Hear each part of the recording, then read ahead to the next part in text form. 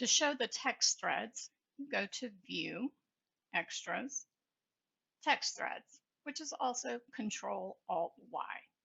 I recommend keeping them on so you can see all the links between your documents. Along with your workspace, there are a couple of preferences that you're going to want to set up as well.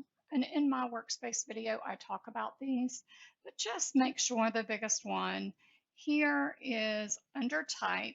Make sure use typographer quotes is checked, and also make sure smart text reflow is checked, as well as delete empty pages. All right, so continuing on our template, this is all the front matter. I showed you previously how to insert extra pages for the front matter if you have copyright or if you have a dedication, or if you have acknowledgments or anything that you want to include in the front matter and not the back matter. You just place them after the copyright page by hitting the enter on the keypad, on the number pad.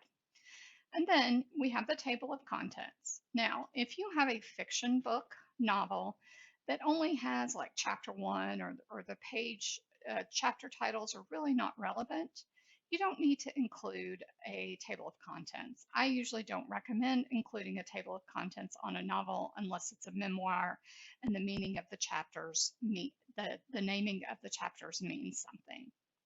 So however, I do like to keep this page in until I create the ebook. Once I create the ebook file, I delete this page out of the print file. And all you have to do to delete it is just select the text frame and hit delete, and then go into the Pages panel and delete that page. All right, so the table of contents is already set up. So when you have reached the end of your book and you're ready to do the ebook, all you have to do is go to Layout, Update Table of Contents, and it generates the table of contents based on the chapter title style. If you have your table of contents, if you named your chapter titles a little differently, this automated chapter title styles differently, this automated contents will not work out. So I highly recommend naming your chapter titles the way I have the style set up in the InDesign template. And don't worry about that if that confuses you right now. We'll get to it in the end. All right, the next part of the template is the master text frame. This is very important. This is where you're going to place your template. Your manuscript. You're going to place your manuscript here in this text frame. And then there is the back matter one. All right, now you may say, this seems very simple, but the majority of this template really is what we know as master pages, which are basically individual page templates. And you can find these on the Pages panel. And I'm going to quickly walk you through the master pages that are in this template. This page right here, a header, it has 2 threaded text frames. It has a text box at the top that says author name or book title. And then on the right-hand page, it has book title and chapter title. And then it has page numbers, but we can't select the text frame on the page numbers. And I'll tell you why in just a little bit. If you have a book that is a novel, you will want to delete out the book title from the header here and just have author name on the left-hand side, and then delete chapter title on the right-hand side and just have book title here. Now, if you are doing a memoir where your chapter titles mean something, or you're doing a nonfiction book, I recommend having the book title on the left-hand side and the chapter title on the right-hand side. Either way, you'll need to make sure you delete the one that's not relevant for your book. Okay, moving on to the next page in the master template. This is chapter title. This is the master page that we are going to assign all our pages that have the chapter title. It starts lower on the page. Chapter titles do that. New chapters provide a point of pause for readers. And so we want to give the visual clues so they know they can pause. They know they can take a break if they want. And a chapter title lower on the page will help them do that. Kind of triggers the brain that says, oh, if I need to stop, I can stop now. So that is typically why we start chapter titles lower on the page. Now, you can adjust this page, but the key in doing and adjusting this page, and we'll get into this later on, is that you need to adjust it in increments of whatever the baseline grid of the page of all the pages is of the template. And to find out what the baseline grid is, you go to Edit, Preferences, Grids. Increment every 15 points. So the template is set up to have a 15-point baseline grid. So if you adjust the margins, like let's say you want to raise the page up, you would adjust the margins on all of the title master pages, which is B, E, and F. So you would want to select all of these. So you select one, you hold your control key to select the second one, third one, fourth one, fifth one, and sixth one. So you hold your control key down to select them all, and then you could go to margins and you could take away in 15-point increments. So right now it says inches, but the cool thing is InDesign, whatever you type in, it will convert it. So you can do negative 15 points and it will take away 15 points. And if you make sure Adjust Layout is set, it will automatically reset your text frame to fit your new top margin. So you see that added another line on the top of our template. So if you wanted to lower the margin, again, you would just add 15 points. If you wanted to make it even higher, you could deduct 30 points or even 45 points. Just make sure you always deduct or add in increments of whatever the baseline grid is. And if you don't change the baseline grid, it will always be 14. Now, if you do change the baseline grid, you're going to have to do some adjustments to these pages. And the reason why is that books should always fall. Let's show our baseline grid real quick so you can see what I'm talking about. It should be in view. All right, so this blue line is our baseline grid. This is a regular page with a higher top margin. And then this is our chapter title page. And if you notice, our blue lines on each page intersect. If we change the baseline grid, then there's going to be some adjustments because lines need to fall on the same line on each page. So if we adjust our baseline grid, these are no longer going to match. So it requires a little bit of math in the head, but I will show you some tricks on how to make it easy so you don't have to do the math if you decide to adjust your baseline grid later on. Your baseline grid is basically like your leading. It determines the amount of space in between lines. And the general rule is that you want your leading or baseline grid to be 3 to 5 points larger than your font size. All right, moving on, we have a C master title, which is just a blank page. You will need to use this master whenever you need to have blank pages.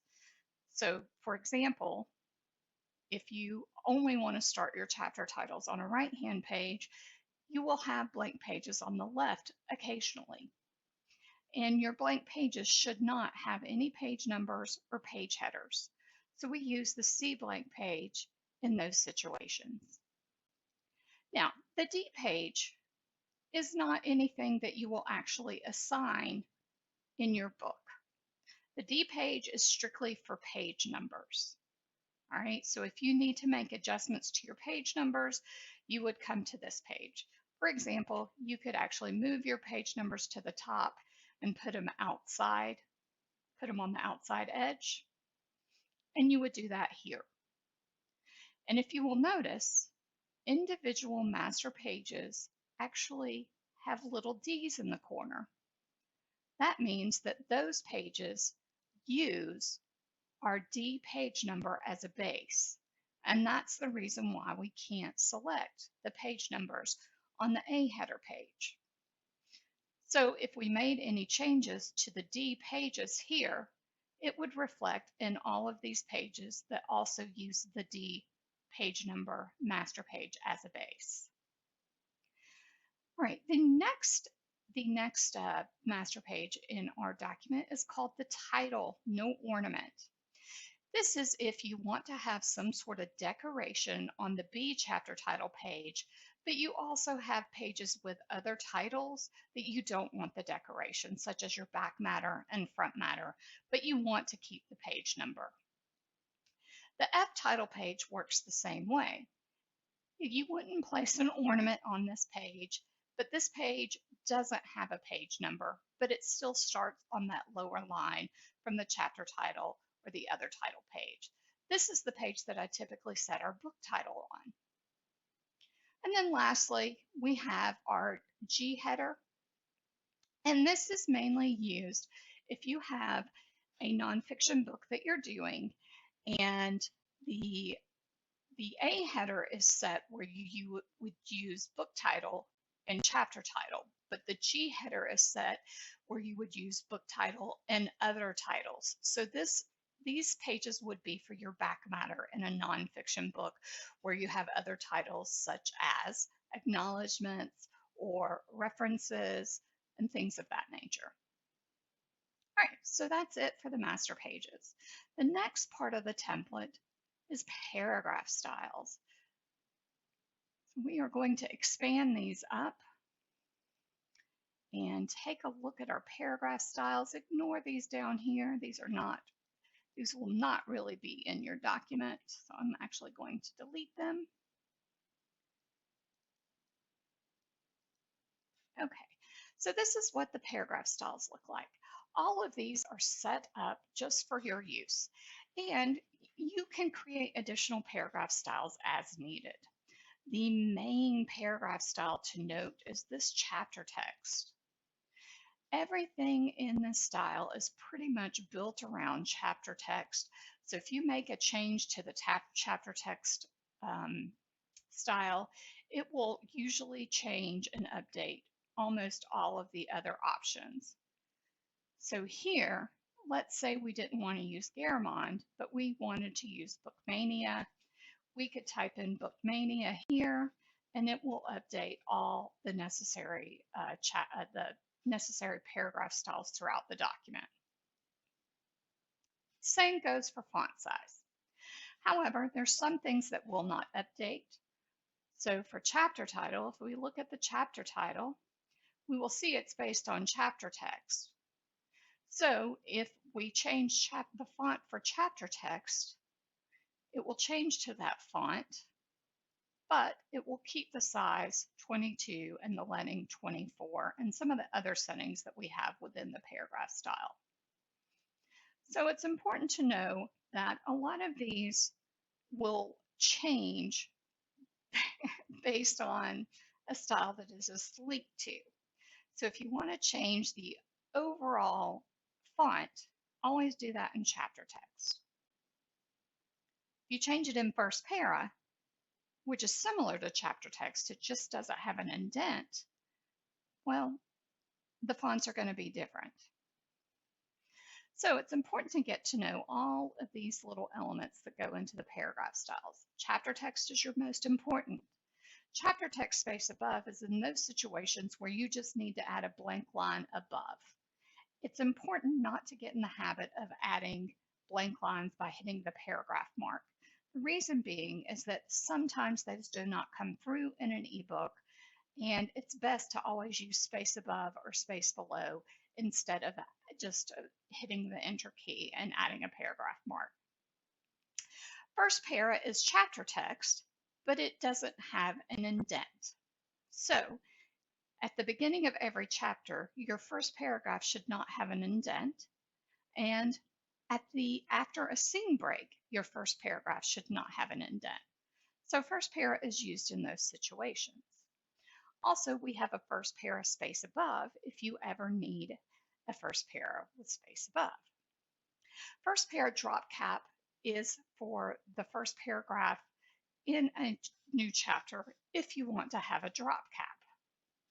And then first para drop cap 2 is those situations where you may have a quotation with a letter as the first paragraph of a new chapter. So it will do a drop cap on the first 2 characters. Centered is if you ever want to center text, and centered space above is centered with a space above. Then we go into our headings.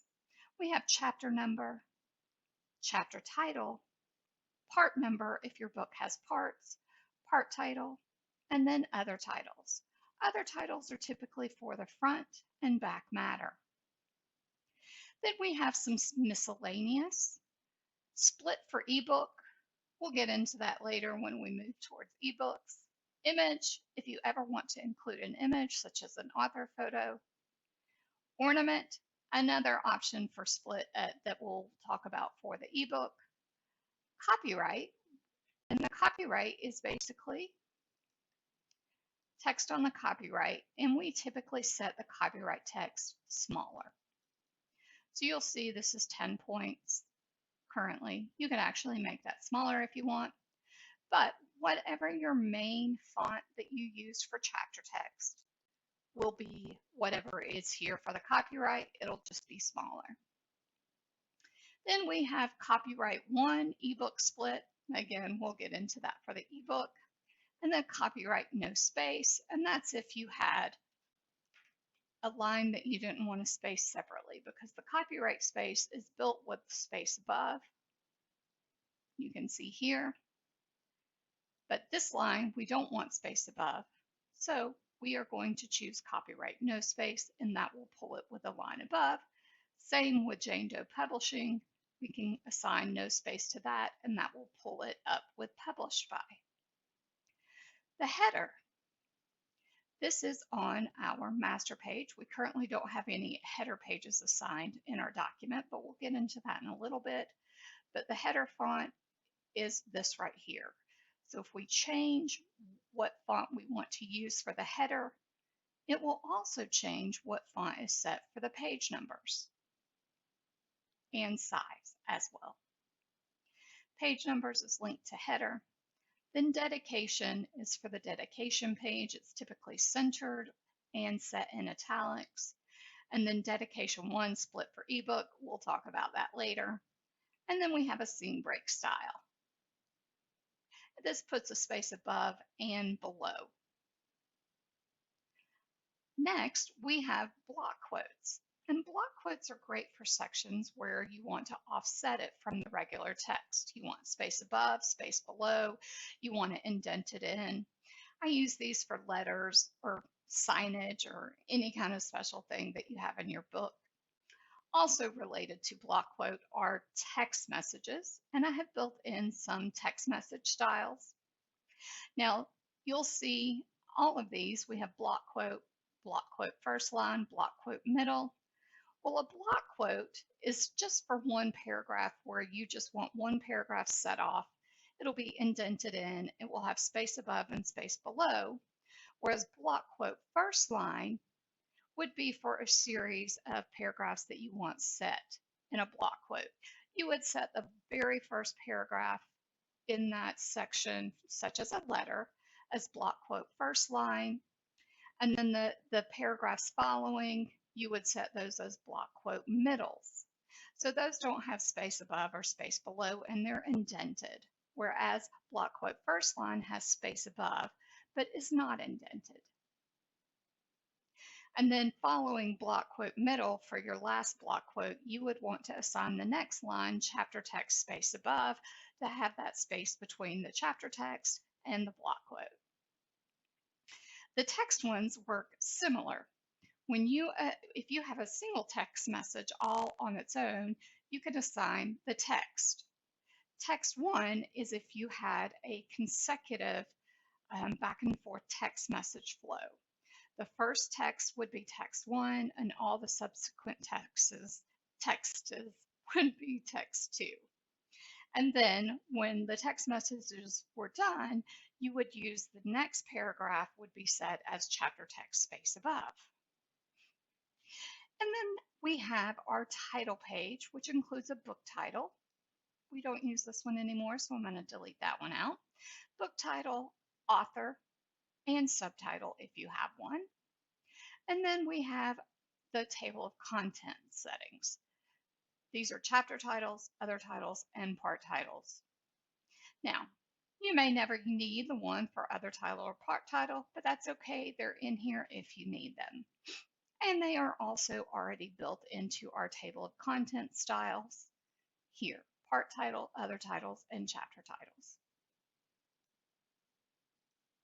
All right, that is it for the paragraph styles. We also have chat character styles, but we are not going to get into these too much right now because we're actually going to create even more when we use a prep text script after we import our document into the InDesign template.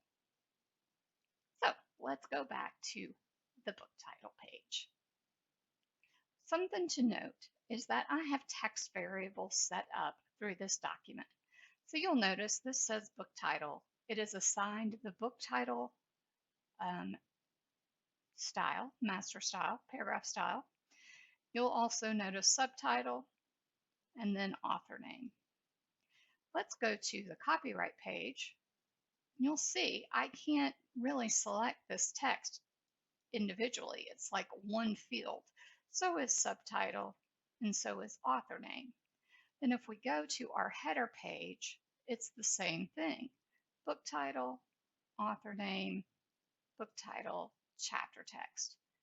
These are set up as text variables, meaning the first time we input, let's say, my name is the title of our book. This is about me, and my name is Stephanie Anderson. You will notice that those update on the copyright page, and if we have any pages, I'm actually going to add pages, and I'm going to assign the A header master page. You will see that those come up as well. Now, it didn't come up with a chapter title here because we don't have a chapter title assigned yet. So if we were to set this as a chapter title, it's going to come up here as well. So those text variables will save you time. All right, that is it for our template, for our introduction to the template. We're going to move forward and start actually using the template, and by placing a document into our template and then setting styles and getting it ready for print.